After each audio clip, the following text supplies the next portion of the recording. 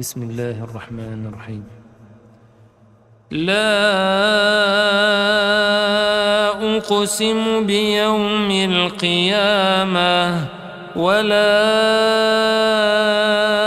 أقسم بالنفس اللوامة أيحسب الإنسان أن لن نجمع عظامه بلى قادرين على أن نسوي بنانه بل يريد الإنسان ليفجر أمامه يسأل أيان يوم القيامة فإذا برق البصر وخسف القمر وجمع الشمس والقمر يقول الإنسان يومئذ أين المفر كلا لا وزر إلى ربك يومئذ المستقر ينبأ الإنسان يومئذ بما قدم وأخر بل الإنسان على نفسه بصيرة ولو ألقى معاذيره لا تحرك به لسانك لتعجل به إن علينا جمعه وقرآنه فإذا قرأناه فاتبع قرآنه ثم إن علينا بيانه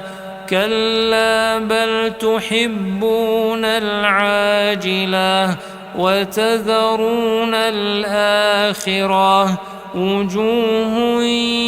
يومئذ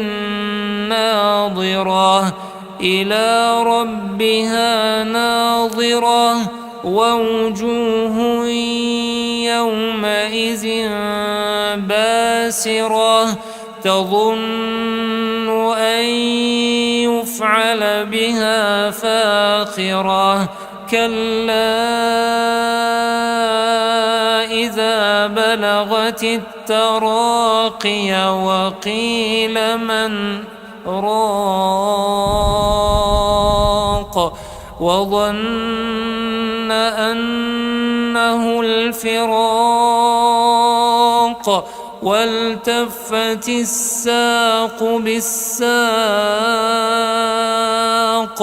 إلى ربك يومئذ المساق فلا صدق ولا صلى ولكن كذب وتولى ثم ذهب إلى أهله يتمطى أولى لك فأولى ثم أولى لك فأولى أيحسب الإنسان أن يترك سدى ألم يك نطفة من مني يمنى ثم كان علقة فخلق فسوى فجعل منه الزوجين الذكر والأنثى أليس ذلك بقادر على أن يحيي الموتى